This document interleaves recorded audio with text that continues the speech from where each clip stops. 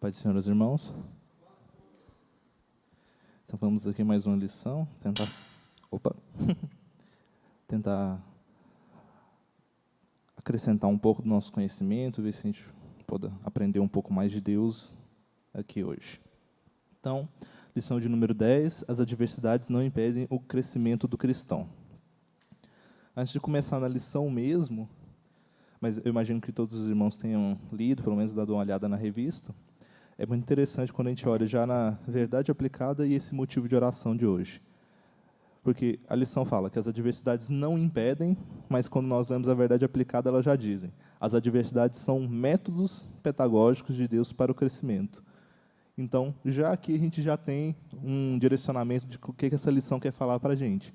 Não é que as adversidades não impedem, ao contrário, as adversidades são o meio, são as coisas que fazem o cristão crescer. Inclusive, é um dos objetivos dessa lição. E desse motivo de oração que foi, ore para que os irmãos que passam por adversidade se mantenham firmes. Então, esse é o nosso contexto quando vamos falar de adversidades. Então, só para entrar aqui sobre o que é adversidade, antes de tudo. Então, adversidade é o caráter do que é adverso, do que é desfavorável. A infelicidade, um infortúnio.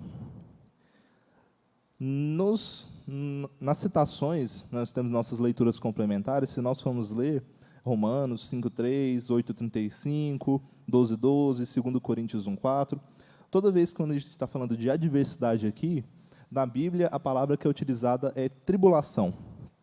E se a gente for olhar, tribulação significa o ato de prensar, de realizar uma pressão, opressão, aflição, angústia.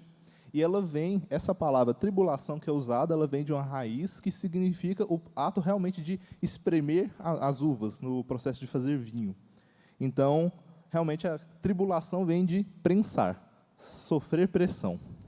Então, a gente tem alguns pontos que as leituras complementares nos diz. Então, primeiro, que as adversidades produzem paciência, que as adversidades não podem nos separar do amor de Deus, que nós devemos ser pacientes na tribulação, nas adversidades, que o Senhor nos auxilia, que Ele permite as adversidades e que, além disso, que nós devemos nos alegrar nas adversidades. Então, vamos entrar agora na nossa lição mesmo. Então, nossa introdução. Os cristãos em Tessalônica vivenciaram o Evangelho diante das adversidades e souberam aproveitar as oportunidades para viver a fé em Cristo de uma forma exemplar. Então, nosso tópico 1, a chegada do Evangelho em Tessalônica. Então, nós temos um rápido contexto aqui, que o apóstolo Paulo estava na segunda viagem missionária, junto com Silas, e eles chegaram na cidade de Tessalônica, uma cidade muito grande da época. Para ter uma noção, aqui na nossa revista, diz que Kinner afirma que a cidade possuía em torno de 200 mil habitantes. Então, nós temos aqui, por exemplo, a Aparecida de Goiânia, que tem em torno de 500 mil. Então, a gente vê que é mais ou menos metade da cidade aqui do lado. Então, era uma cidade grande, livre, e pegando o contexto das cidades, a forma de governo que existia na época, se a gente pegar as cidades gregas ali, ela era uma cidade autogovernada. Então, o próprio governo deles era dentro da cidade, apesar de estar todos dentro do Império Romano. Então, a população composta de gregos e judeus, e por ser composta de judeus, ela também tinha uma sinagoga. E, nesse momento, Paulo utiliza dessa vantagem da sinagoga para poder estar passando, ensinando o Evangelho de Cristo. É interessante também nós citarmos, porque Paulo não era simplesmente alguém que tinha aprendido o Evangelho, mas é alguém que era extremamente versado, tinha muito conhecimento da tradição judaica.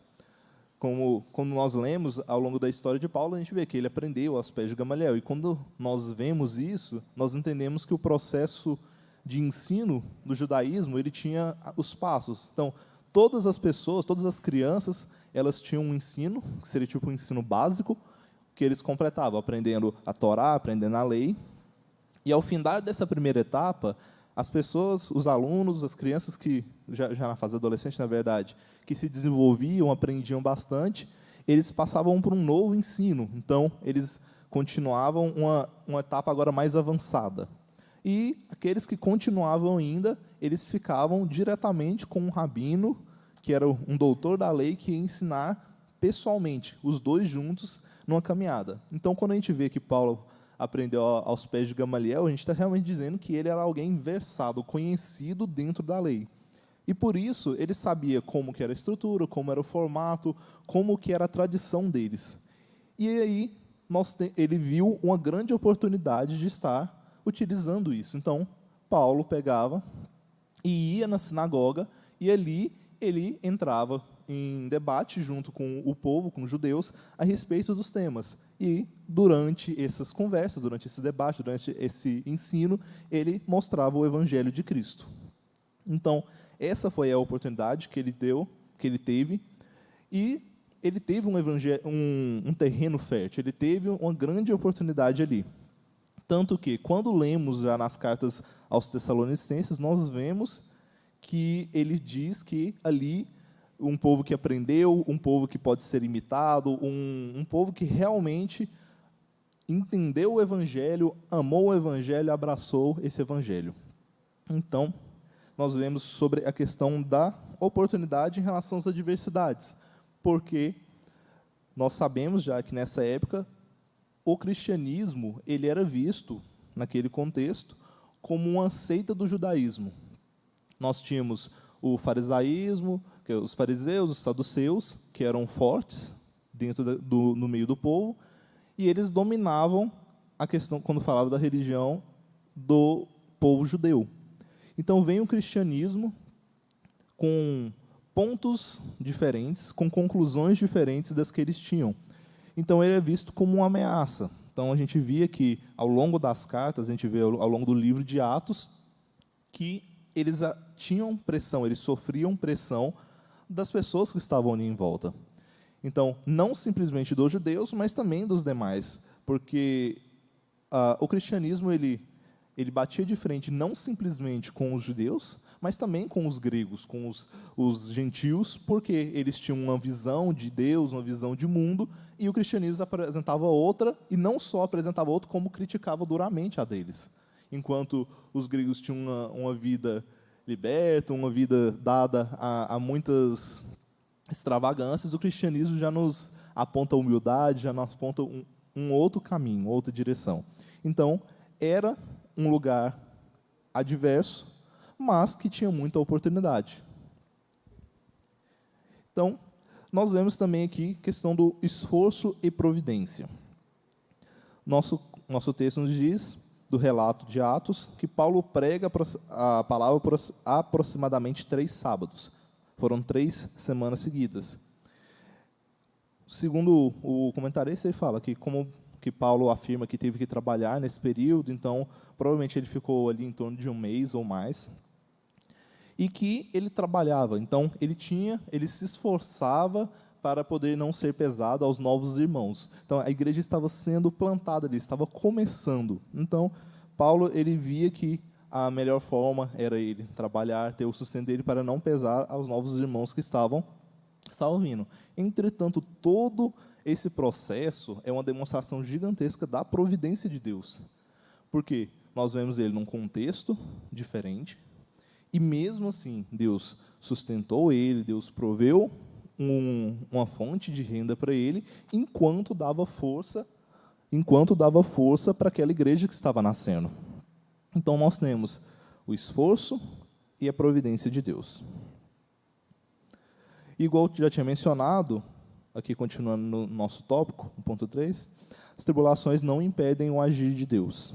Então, mesmo nesse contexto de sendo perseguido pelos judeus, pelas pessoas que não aceitavam o cristianismo, eles conseguiram evangelizar, eles conseguiram passar esse período, conseguiram plantaram a igreja, e daí para frente conseguiram sair em paz, mesmo que tenham saído escondidos, eles conseguiram sair sem ter sido presos nesse momento, e teve uma igreja fértil.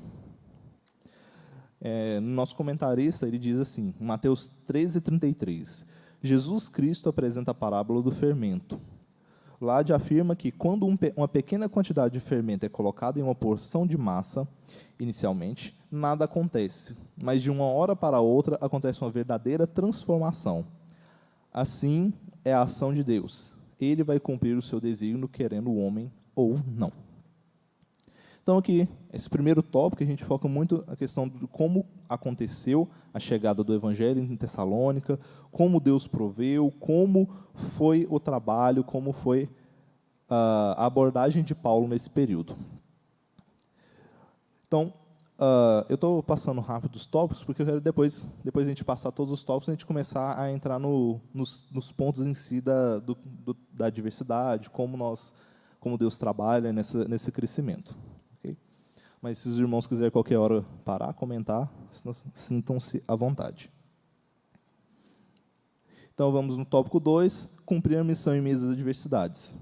Então, falamos aqui da 2.1, que é a grande perseguição que estava acontecendo em Jerusalém. Então, a Bíblia afirma em Atos 8:1-4, que uma grande perseguição se levantou contra a igreja em Jerusalém. Não obstante, devemos nos atentar que tal perseguição aconteceu como um despertamento de Deus para a sua igreja. Podemos observar que Jesus foi guiado ao deserto para ser tentado pelo diabo, Jó foi tentado com a permissão de Deus, e que as provações acontecem em nossa vida para nos ensinar e nos transformar. Era necessário que a igreja em Jerusalém saísse de sua zona de conforto e viesse a fazer o ID do Senhor. Acho muito interessante essa frase agora que o comentarista diz, que o mundo não pode ser um lugar confortável para o crente. E aí é onde eu começo dos comentários que eu quero fazer. Quando nós falamos que o mundo não pode ser um lugar confortável, a gente tem que ter na nossa consciência que o mundo gera adversidade. Nós vivemos num contexto onde temos o pecado em todo o mundo. O pecado, ele atacou, ele danificou, ele corrompeu todos os pontos da criação. Ele corrompeu o homem, ele corrompeu a forma como nós nos relacionamos. Então, o mundo, o pecado em si, ele gera adversidade. Então, não tem como nós nos confortarmos no mundo sendo cristãos. Nós só temos duas opções, ou nós somos cristãos, ou nós nos confortamos no mundo. No momento que nós nos confortamos, nós estamos abandonando nossos princípios cristãos. Um não tem como misturar com o outro. É interessante nós também lembrarmos que, quando Cristo fala que no mundo tereis aflições, mas tende bom ânimo, que ele venceu o mundo. Então, repetindo, o mundo gera adversidade, o fato de estarmos vivos, vivendo a vida, nós vamos ter adversidades, mas em Cristo nós temos o fim de todas elas, fim de todas as adversidades, fim de todos os problemas, de todas as tribulações. Porque Cristo sim é o nosso conforto, Cristo é o nosso descanso. Então, no contexto do mundo, nós vamos ter sim adversidades. Eliabe, tem como você colocar, por favor, um versículo aí. Romanos 12:2.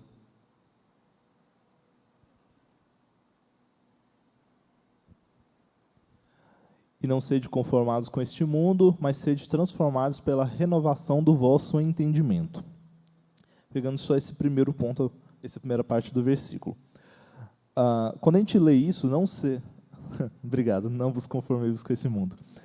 Quando nós lemos essa primeira parte, o que significa não conformar? Não conformar é não tomar a forma, não se moldar pelo mundo. Então, nesse versículo, quando o apóstolo Paulo está falando aos romanos, ele já está nos dando o princípio do que a gente está falando aqui. No momento que nós nos conformamos com o mundo, é esse momento que nós vamos estar em conforto, nós vamos estar confortáveis com as coisas que estão acontecendo. Porque quando nós estamos na forma do mundo, nada nos incomoda. Mas quando uma forma não se encaixa na outra, tem incômodo. Por exemplo, a gente tem as cadeiras aqui, que os irmãos estão sentados. Quando a gente está sentado, a cadeira é confortável, não é? Ela tem uma posição para as costas, para a gente sentar sem grandes problemas. Mas se essa cadeira fosse com uma forma mais fechada, a gente conseguiria sentar de forma confortável? Não, obviamente não. Então, esse é o ponto. Existe uma forma e nós estamos sentados nela. A cadeira é um exemplo. Então, quando o mundo ele tem uma forma, no momento que nós aderimos a essa forma do mundo, nós vamos estar confortáveis. Entretanto, nós vamos estar em contraste com o que Cristo espera de nós. Uma coisa não tem como estar junto com a outra. E a segunda parte do versículo: mas transformai-vos pela renovação do vosso entendimento. No momento, nessa época, quando os apóstolos estavam enviando as cartas, Paulo, Pedro e os demais apóstolos,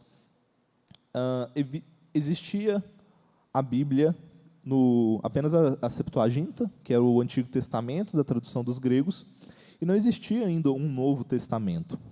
Então, ele estava fazendo um trabalho em todas as igrejas para explicar o que era o Evangelho de Cristo, traduzindo o Antigo Testamento. Então, eles tinham a lei, eles tinham os profetas, mas eles não tinham o entendimento da graça. Então, o objetivo dos apóstolos era passar para eles o que era a graça e como ela explicava o Antigo Testamento. Então, a gente pega aí: transformai-vos pela renovação do vosso entendimento.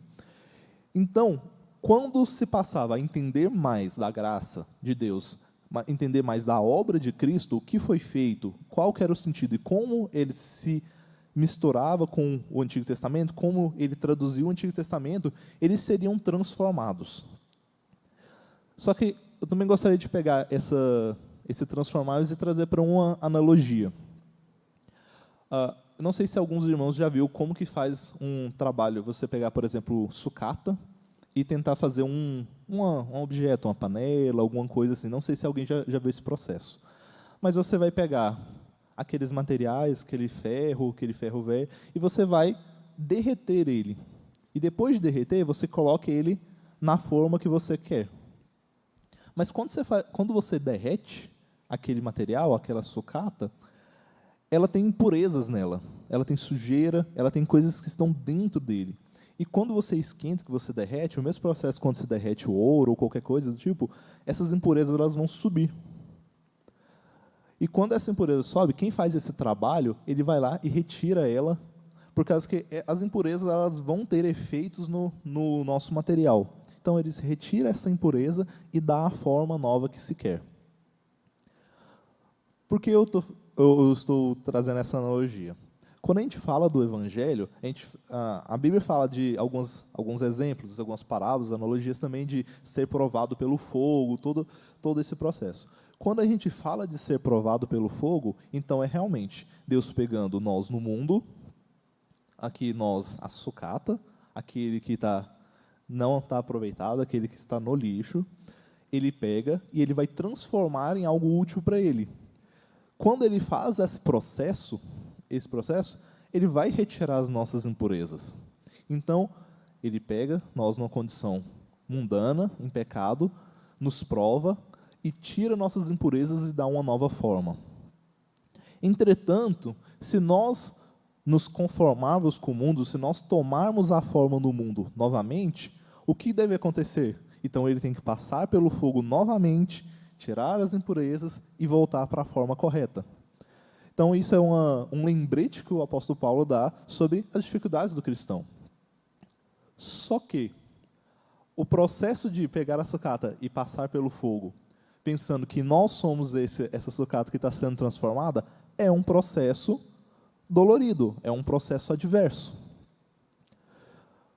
Por que eu digo isso? Porque quando nós falamos de adversidades, muitas vezes nós pensamos em contextos pontuais. Nós pensamos num desemprego, nós pensamos na morte de alguém conhecido, de um parente, de um amigo, nós pensamos em dificuldade financeira, dívidas, perseguição, pessoas que realmente estão indo contra nós.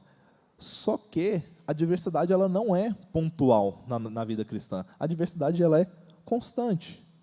Porque se Deus está retirando as nossas impurezas ao longo da nossa vida cristã, desde o momento que nós aceitamos Jesus até o momento que Ele vai nos levar, nos salvar, então a gente sempre vai estar tendo algumas adversidades.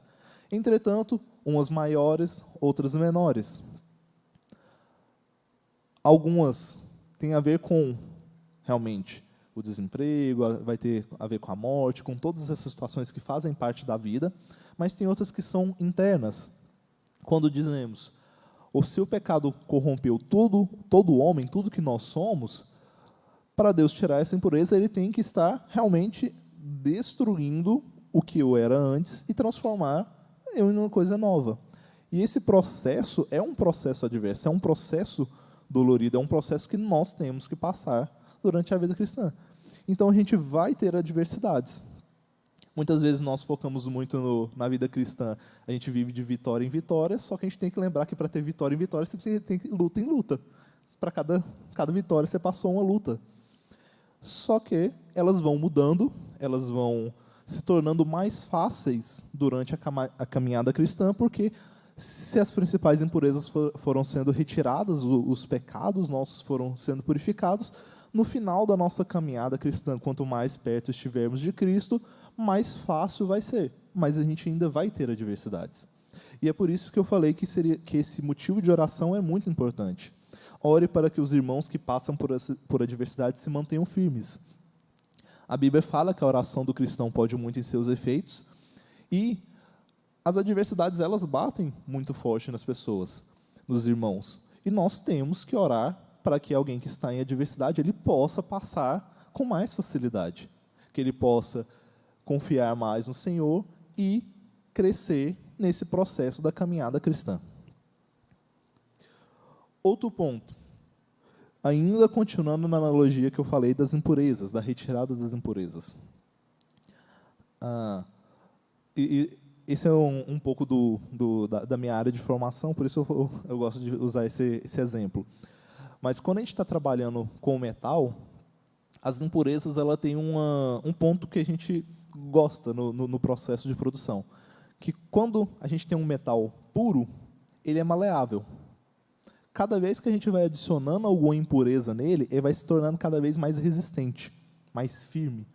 Então, no processo de metalurgia, de engenharia, a gente faz isso propositalmente. A gente coloca impurezas, coloca coisas no metal para ele ficar cada vez mais resistente e atender o que a gente quer. Entretanto, quando a gente olha a vida cristã sobre o processo das adversidades, o processo da transformação que Cristo faz em nós, ele faz o contrário, ele remove as impurezas. E é interessante, se as impurezas foram removidas, nós vamos nos tornar menos resistentes, entre aspas, já vou explicar, mas nós nos tornamos mais maleáveis. O que isso quer dizer, então? Se nós somos algo que está na mão de Deus, a Bíblia já fala do oleiro trabalhando no barro, se nós somos um material nas mãos de Deus, quanto mais maleável, mais fácil é o trabalho. Então, o processo de retirar as impurezas, eles nos tornam cada vez mais fáceis de mover, de ser trabalhados por Deus. Não que Deus tenha dificuldades, obviamente, isso é só uma forma de explicar para ficar mais fácil. Então, a Bíblia fala sobre força. No momento que nós vamos perdendo todo esse passado, todo esse histórico, nós caminhamos, então, para sermos mais maleáveis. Só que a força de Deus, então, que faz com que sejamos fortes. Se somos fortes, é porque Deus é forte, não por nós mesmos. Então, o processo da experiência nossa, nas fraquezas, nos pecados, nós nos vamos tornar resistentes, só que resistentes por nós mesmos. E isso gera complicações. Nós precisamos ser resistentes, ser fortes por causa de Cristo. Ele, sim, é a força. Então, nesse processo da passagem pelas adversidades, Deus tira nossas impurezas, nos torna mais maleáveis, mais humildes, e aí sim Ele trabalha cada vez mais em nós, porque Ele é a força e cada vez nós diminuímos. Quando nós lemos na Bíblia, quando é dito que Ele cresça e que eu diminua, é exatamente isso, que Ele seja forte, que eu seja fraco, humanamente falando, mas que Deus seja a minha força. E esse processo só vai acontecer quando nós estivermos passando por adversidades. E é por isso que nós temos que estar juntos, aqui falando de um contexto coletivo, nós temos que estar juntos, sempre amando uns aos outros, orando um pelos outros, para que nós juntos, como igreja, como corpo, alcancemos esse patamar. Pastor?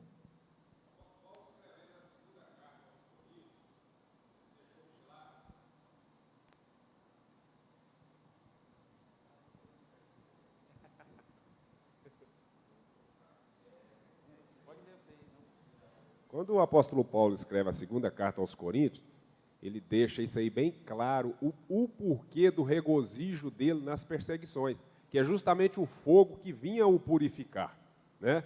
E aí ele diz assim, a segunda carta 12:10, por isso sinto prazer nas fraquezas, nas injúrias, nas necessidades, nas perseguições, nas angústias, por amor de Cristo. Veja bem, por amor de Cristo, porque quando estou fraco, então sou forte. Exatamente. Quando estou fraco, então sou forte. Quando estou fraco, humanamente falando, então sou forte, porque estou em Cristo. Alguém? Então, e a gente vê o apóstolo Paulo falando isso. Da mesma forma, o apóstolo Pedro também. Ambos falam o mesmo ponto.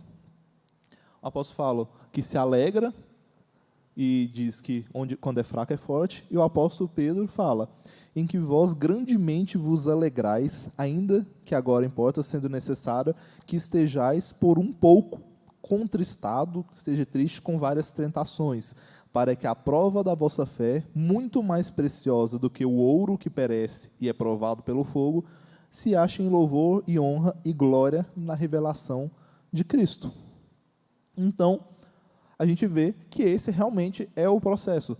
O apóstolo Paulo, o apóstolo Pedro falam isso claramente. Então, assim como o ouro que é provado, assim nós nos alegremos nas adversidades, porque quando sou fraco é que sou forte. Amém? Então, só ler aqui Romanos 5:3. Se alguém achar antes, quiser ler, pode ler.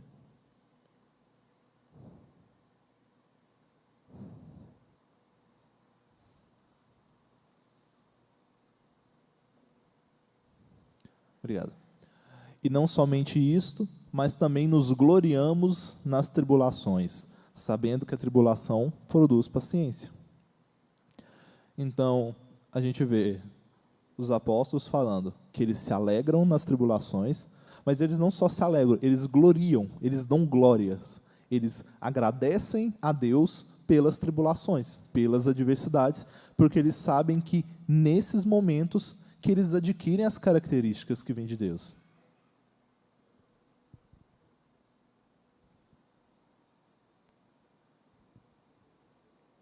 Bom, Alexandre, essa tradução aí do Romanos 5:3, eu gosto de outras versões, em vez de paciência, perseverança, sabe? Porque sabendo que a tribulação produz o efeito dela, a perseverança, perseverar na palavra, na oração, na obediência, perseverar em Cristo, tá? Essa é que ela resulta isso, que a paciência está certa, mas lá em Romanos 5, lá na frente, não sei se o versículo, até marquei aqui, ela fala paciente, mas para você não apavorar, não ficar temeroso, firme, né, paciente, não desistir, mas o resultado dela, que ela produz em nós, é a perseverança, perseverar mesmo, aí que a luta, aí que nós devemos ser mais ousados, mais corajosos, valentes, perseverar, em nome de Jesus. Exatamente. E aí, até continuando no versículo, já deixa bem, o próprio apóstolo já complementa, sabendo que a tribulação produz a paciência ou perseverança. Kênia, tem como você passar para o próximo versículo aí, por favor? Não. E a paciência ou a perseverança produz a experiência, e a experiência a esperança. O próximo, por favor. E a esperança não traz confusão, porquanto o amor de Deus está derramado em nosso coração pelo Espírito Santo que nos foi dado. Então, a gente tem um processo. Não, só até lá mesmo, obrigado. Então, a gente tem esse processo.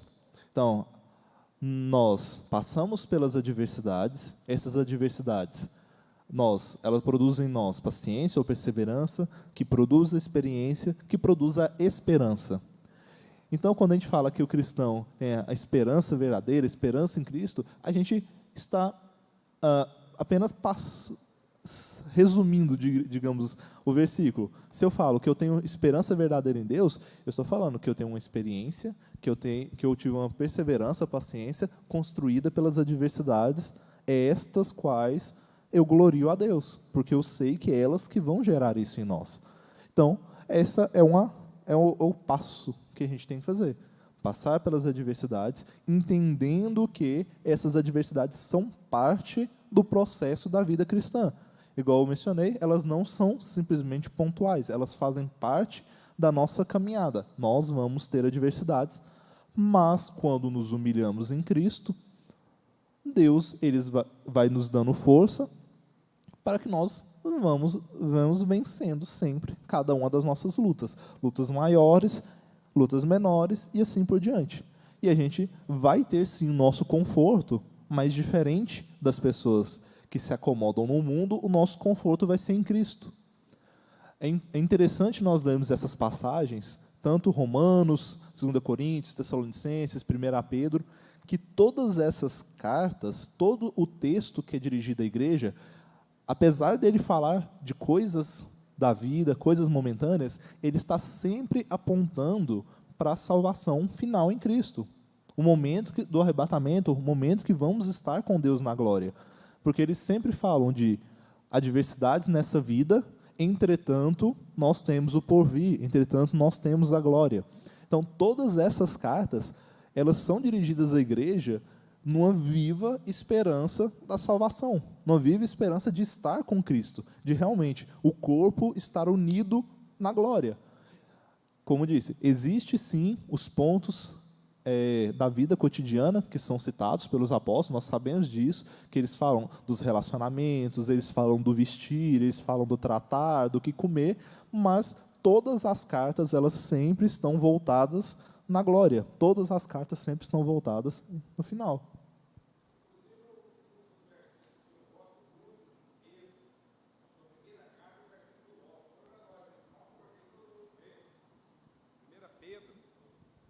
Qual capítulo?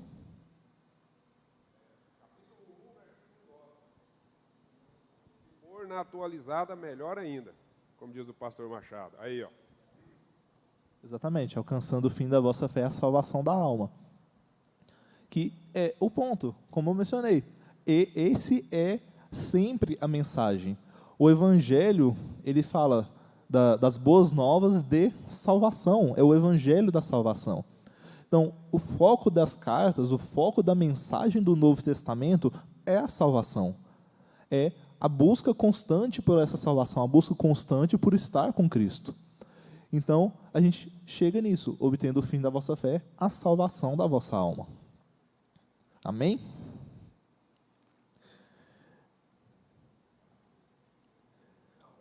Então, vamos lá. Adversidade, o tópico 3. Adversidades, crescimento e fidelidade.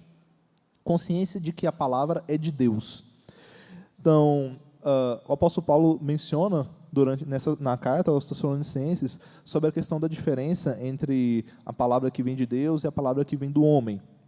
Então, ele diz que a palavra humana, ela é persuasiva, ela tem sabedoria humana, argumentos sem valor e não gera frutos verdadeiros. Entretanto, pela situação, a forma como aconteceu em Tessalônica, diz exatamente que aquela palavra era de Deus, porque eles amaram aquela palavra e eles geraram frutos.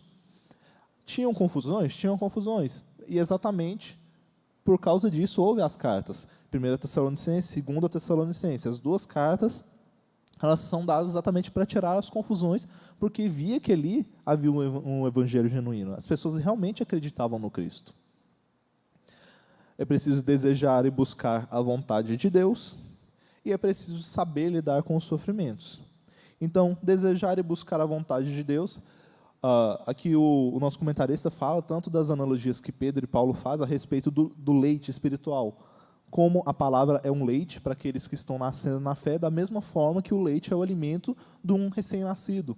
Então, a pessoa tem que ser alimentada da palavra, alimentada desse evangelho para crescer forte e cada vez buscar alimento mais forte, mais firme, que dê mais nutrientes. E ele vem da palavra. A palavra já nos fornece todo esse alimento, todos os nutrientes que nós precisamos.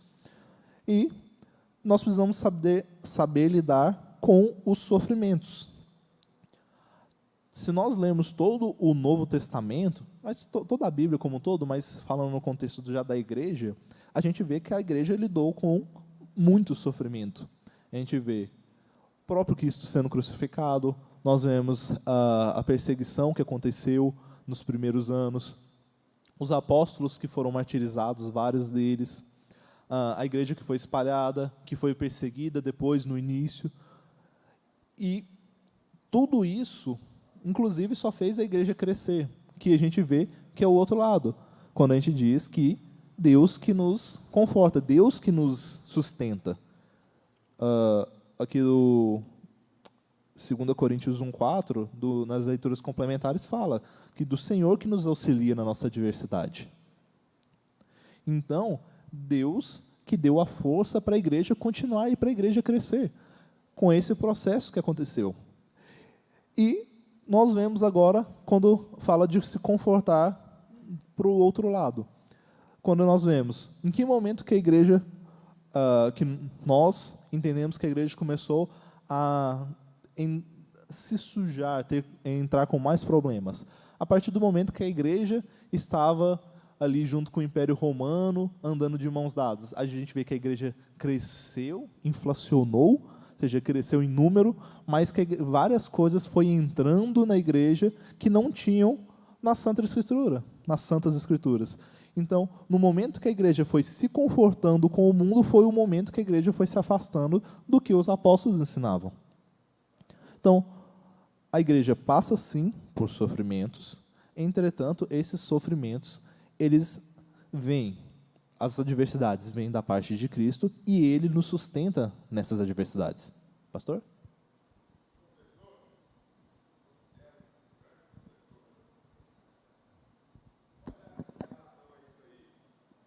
De quando a igreja começou a ter, né, essa cobiça com o mundo e a contaminar com o mundo, a carta que João escreve, Apocalipse, no capítulo 3 e 14, escrevendo a Laodiceia, ele deixa claro isso aí, porque a igreja ali estava pensando que estava rica, que estava abastada e que tinha comunhão com Deus, mas pelo contrário, eu quero ler aqui uns 2 versículos, que é bastante conhecido da igreja, que diz assim, ó, veja o 17 e talvez o 18. Pois, dizes, estou rico e abastado, e não preciso de coisa alguma, e nem sabes que tu és infeliz, sim, miserável, pobre, cego e nu. Aconselho-te que de mim compres ouro refinado pelo fogo, para te enriqueceres, vestiduras brancas para te vestires, a fim de que não seja manifesta a vergonha da tua nudez, e colírio para ungires os teus olhos, a fim de que vejas. Eu que agradeço. Mas é exatamente isso. A igreja ali, se entendendo, se vendo como cheia, abastada, mas Cristo mostrando que, nesse momento, na verdade, que ela estava nua, que ela estava fora do que era necessário. Então, imagino que eu consegui explicar a respeito da diversidade, sobre como, na verdade, as adversidades são, além de ser um método pedagógico, elas são, na verdade, parte da nossa vida.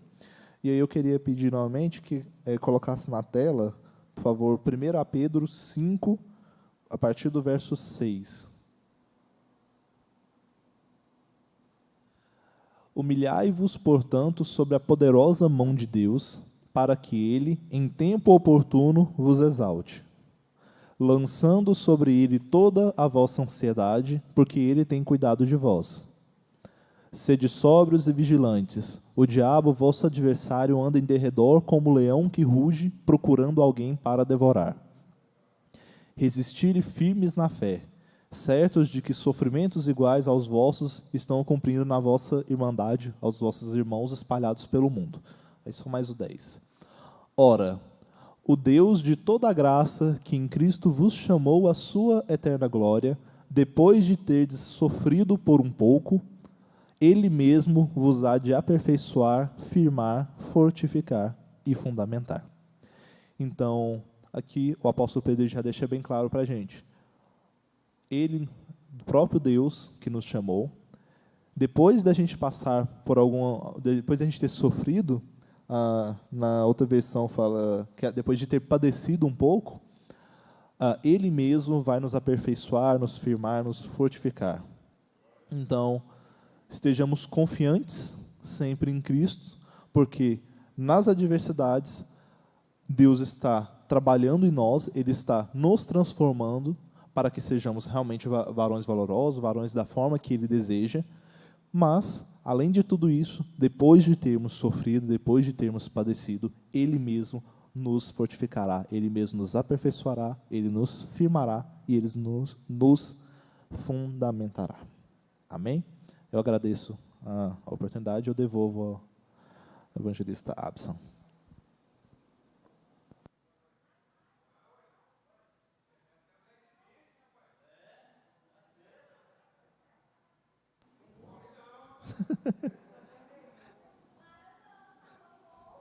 Ei, bem assim, Alexandre.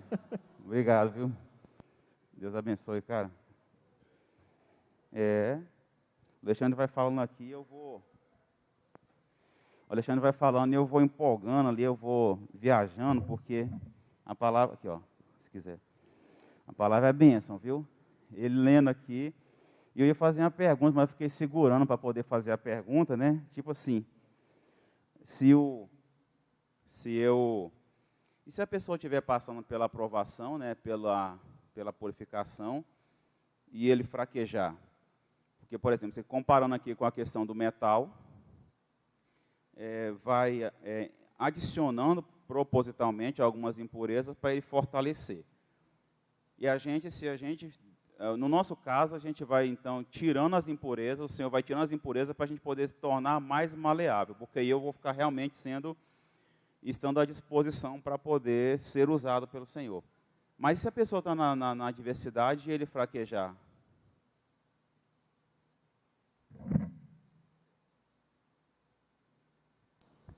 Pegando a mesma analogia, se nós estamos nesse processo de retirada de impurezas, tem um tempo certo que nós temos que passar por cada etapa. Se o metal fica muito tempo derretido, ele começa a pegar as impurezas que estão no ar.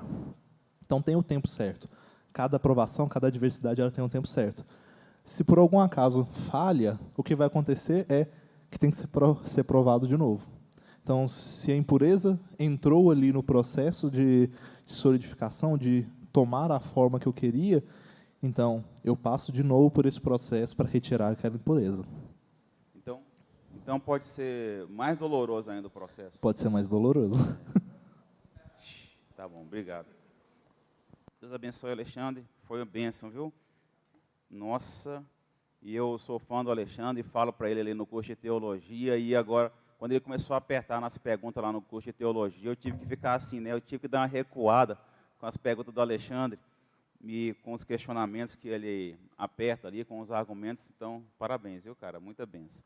Devolvo para o pastor Miro, para ele poder conduzir aqui, e na sequência a gente devolve para o pastor Juvenil.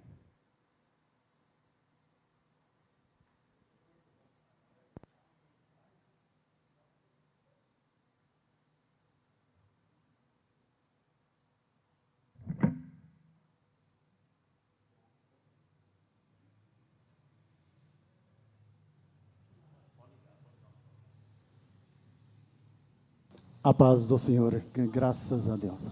Uma maravilha, né, irmãos? A diversidade que a maneira como o irmão coloca as palavras, e a gente fica feliz com a Escola Bíblica Dominical.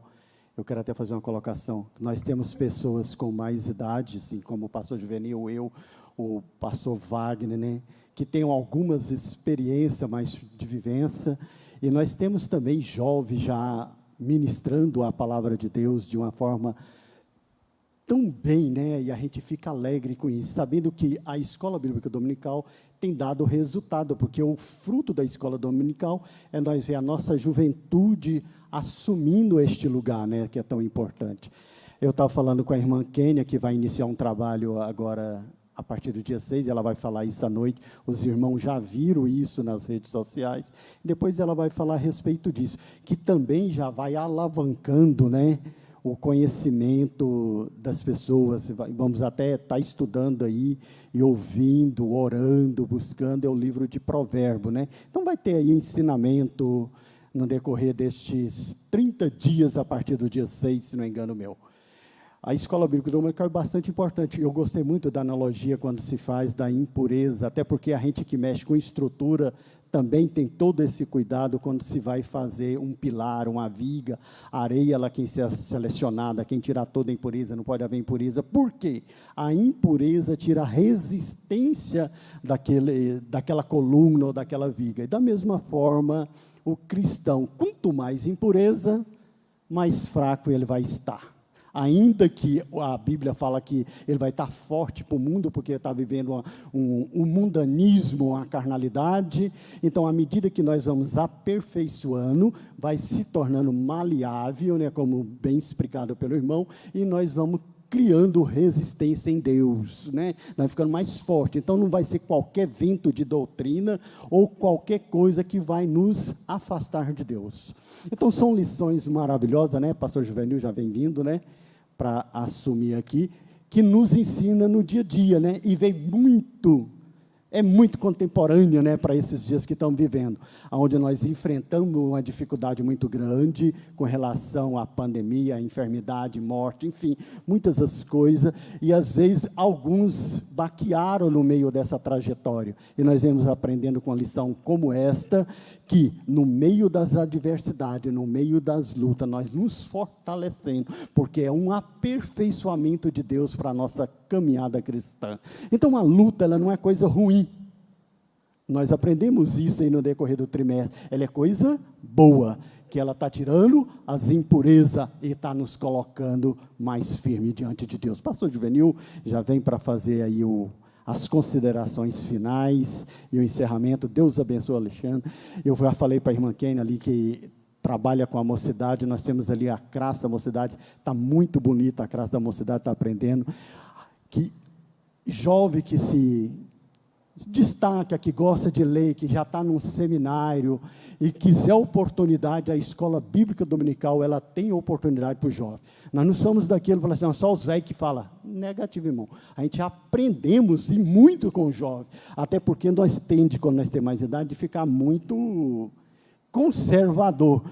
Você chega a um patamar do degrau, você parece que você não quer subir outro patamar. Você mantém. E à medida que o jovem vem vindo, ele consegue ter uma visão maior, e nós aprendemos com o jovem. Às vezes eu saio da minha casa e falo assim, meu Deus, dá-me capacidade para aprender da sua palavra. Porque às vezes nós saímos com aquele intuito de ver a pessoa falar, mas nada disso, irmão. Nós viemos aqui para ver Deus falar através da pessoa. Não importa que ele tem menos idade, mais idade, se é um jovem solteiro ou um jovem casado, Deus usa quem Ele quer, da forma que quer, e nós aprendemos com Ele. Então, vamos valorizar a nossa mocidade, vamos valorizar os nossos varões com mais idade, as nossas irmãs, nossos irmãos, enfim, nós temos pessoas que são joia, diz pastor. Isso é muito importante.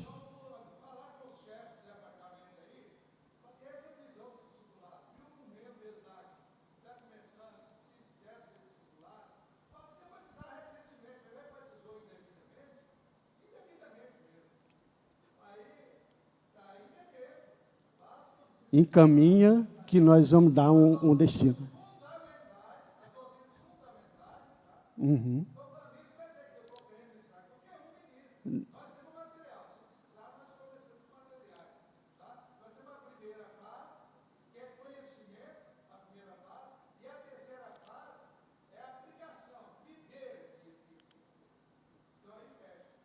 Coisa boa. Então, chegando lá,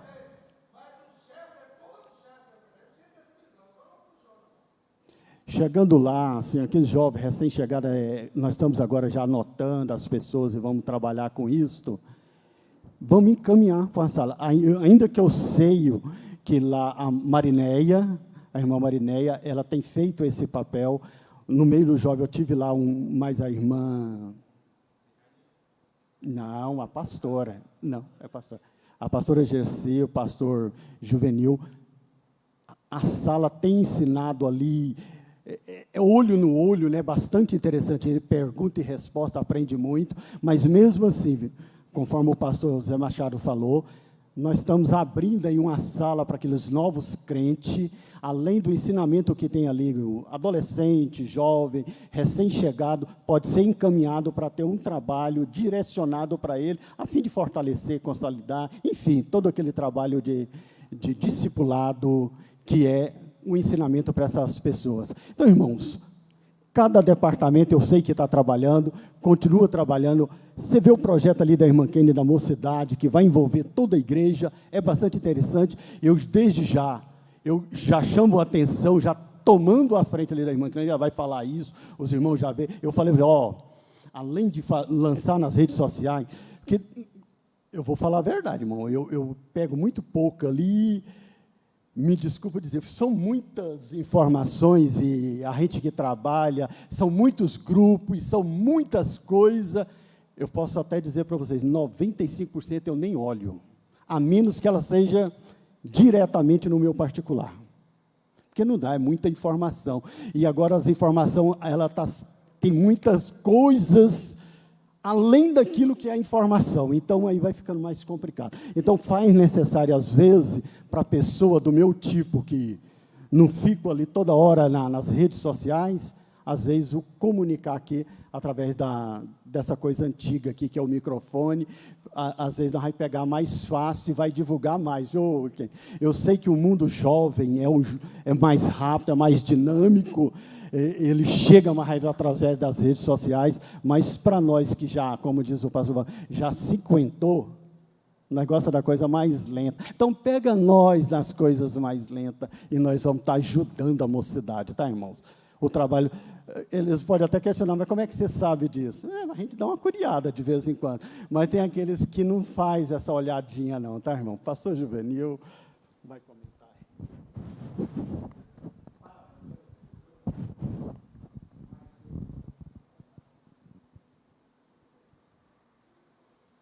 A paz do Senhor para os irmãos.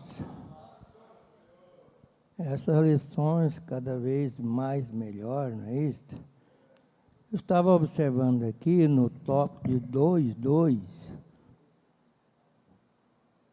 aí mais embaixo, eu gostaria que o irmão Abs lesse para mim aí, por favor. Ser exemplo é ser alguém que pode espelhar. 2.2.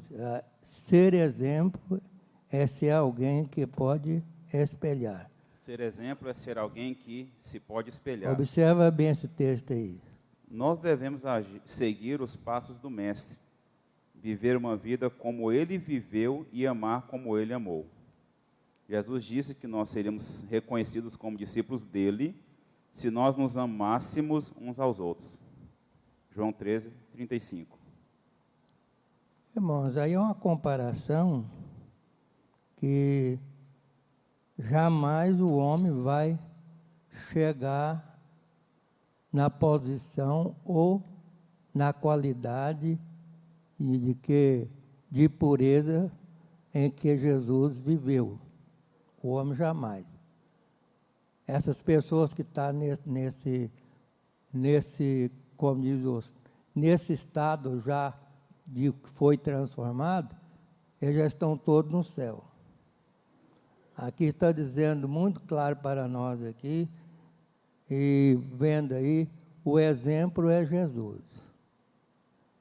Quando eu estava falando de impureza, quando eu estava construindo o prédio lá na Vila Nova, Eu não comprava areia aqui do Corga, ali daqui, como é que chama ali, o meia ponta, não, ali, o que desce aqui do Cascavel, aqui, vem lá lá, Anicuns. Eu não comprava areia dali, porque ela, eu lembro, eu como construtor aí, é toda suja, de impureza, de gordura, de tanto resíduo, não. Eu só comprava areia se fosse lá do Rio dos Bois, para construir, por causa da impureza. E muitas das vezes nós, dentro da igreja aí, nós lavamos o corpo lá em casa, o cabelo e tudo, mas o coração está sujo. É verdade? De que queixo homem? De quê? Muito bem.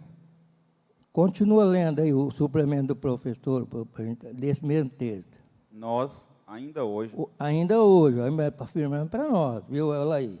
somos chamados para sermos discípulos de Jesus. O discípulo de Cristo vive uma vida pautada nos ensinamentos do seu mestre e, um dia, será semelhante a ele. O apóstolo Paulo afirma que a igreja, como um todo, deve crescer, se aperfeiçoar e chegar na unidade do conhecimento do Senhor, como pessoas maduras e na altura espiritual de Cristo. Efésios 4:13. Olha a situação. Então, nós estamos aí, nós temos que crescer. O apóstolo Paulo está dizendo para nós, semelhante ao seu mestre, e um dia será semelhante a ele. Isso aí, irmão, é pesado.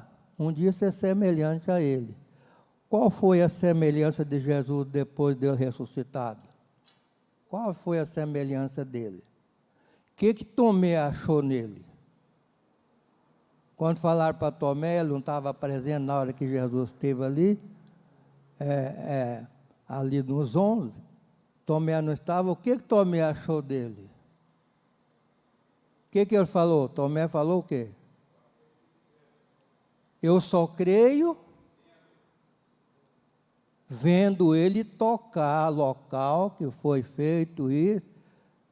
Muitas pessoas estão na igreja também com essa fé, longe de Cristo. Longe de Cristo. Eu só creio. Agora é diferente, porque ele não vai vir mais aqui pessoalmente. Pelo menos aí ele estava sendo semelhante a ele. Eu só creio se eu tocar, ver as feridas, onde foi cravado e tal. Eu só creio. O quê? Qual foi a resposta de Jesus? Qual foi a interrogação? Tomé, vem. Vem cá, toca em mim. Um espírito tem carne, tem osso? O espírito tem? Não tem. Olha aqui, meu corpo, olha aqui a situação aqui. E há muitas pessoas dentro da igreja também com essa fé. A fé muito longe, muito aquém, porque está na igreja, mas não compreende a vontade de Deus. Então, as impurezas são muitas, irmãos. São muitas impurezas que nós temos que tirar do nosso coração. Eu estava olhando aqui, Moab, isso aí, no tópico número 3, o 3:1, mais embaixo aí, fala assim, muitos aceitam a palavra, continua lendo aí. Muitos aceitam da palavra de Deus. Está embaixo do 3:1.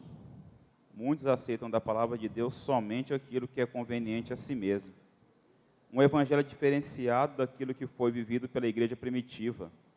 Nossa maior esperança não está na prosperidade dessa vida, e sim de uma vida plena no porvir. Então, a situação que está o povo, então, está muito aquém, irmão. Muitos aceitam a palavra de Deus meramente aquilo que é conveniente a si mesmo. Eu já disse aqui, eu vou repetir aqui, já falei, tem muito tempo que eu falei aqui, às vezes eu não tinha irmão aqui. Um moço, um estudante, estava já no final do curso dele na faculdade, ele chegou lá na Fama, lá no curso Ceifa, lá, e falou para o pastor Abigail, eu quero fazer esse curso. Mas você é o quê? Você é evangélico e tal? Não, isso aqui é só para os evangélicos. Aí ele falou assim, mas escura, por que você quer fazer esse curso aqui? Ele falou assim, não, porque eu estou terminando meu curso lá na faculdade. Mas o curso meu não dá dinheiro, o negócio de igreja dá dinheiro. Eu quero fazer esse curso aqui para poder... meu curso não dá dinheiro. E eu quero fazer esse curso aqui, que esse aqui dá dinheiro.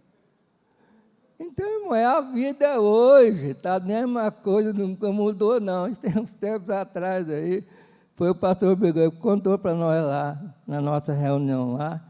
E há muitas pessoas hoje que estão no mesmo sentido, meramente terreno, não tem procurado a desenvolver. Se vocês verem aqui nessa lição aqui, eu não sei se passou despercebido aí, viu, irmão Alexandre, mas fala aqui, no 2:1, no finalzinho aí, do suplemento do professor, fala do fruto do Espírito aí, ó. 2:1 aí, ele fala também aí o que nós devemos ser. Mas nós, resumindo aqui, nós vimos aqui que a palavra de Deus, irmão, não adianta. Nos tempos modernos, lê para nós aí, irmão, ainda no 3, no 3:1, no suplemento do professor, nos tempos modernos, vamos ver o que acontece hoje, no tempo moderno. Nos tempos modernos, o que mais vemos é a pregação da palavra sendo desvirtuada pelos valores humanos, uma busca desenfreada pelo ter e parecer. É isso que nós estamos vendo hoje. Está aí na nossa revista aí. São muitas explicações que nós temos que comparar a nossa vida hoje. Não adianta, irmão, olha, você conhecer e fazer... Não, o conhecimento, a sabedoria vem de onde?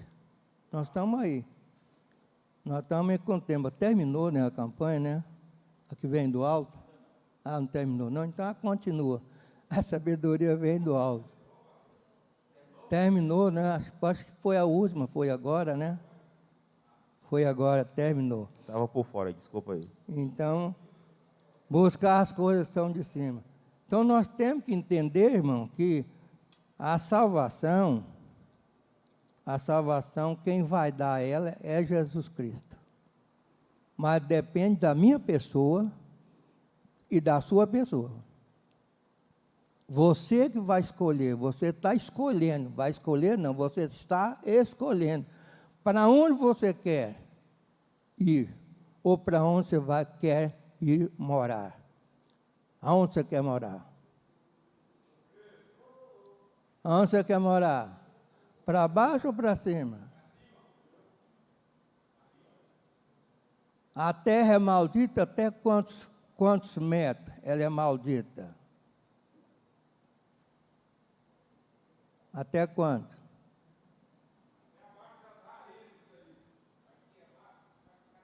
Vai queimar, mas vai queimar aqui. Quanto que tem uma sepultura? Hã? Vai queimar até onde o homem está contaminando ela. Vai queimar. Vai queimar, não ficar raiz nem ramo, vai ficar nada. Vai desaparecer tudo. É o fogo de Deus que vai queimar, purificar. Que Deus possa abençoar. Ora, o que Deus deu a graça, né? Está ali dizendo para nós. Então, é isso aí. Essas lições são muito maravilhosas e que Deus possa abençoar o irmão Alexandre. Não sei se já terminou, vai terminar, que é agora em julho, né? É agora ano que vem, né? 6 termina, né? É. Deus abençoa. Muito bom. Pois é, então eu sei. Ué. Discípulo de quem? Não, pastor Júnior, é o mestre dele. Eu sou Gamaliel, não, pastor Júnior. Vamos ficar de pé agradecer ao nosso Deus. Mas a verdade é essa, não adianta nós querer fazer tudo aí segundo a nossa vontade. Foi bem claro, mostrando para nós que não é a vontade do homem, é a vontade de Deus. Parecer com Ele, com quem? Jesus Cristo. O exemplo nosso maior é Jesus.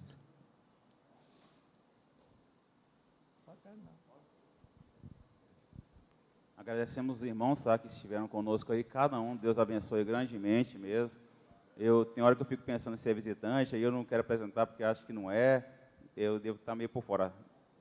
Inclusive, já tinha terminado a campanha, eu pensando que ainda tinha mais um culto. Vamos orar então, igreja.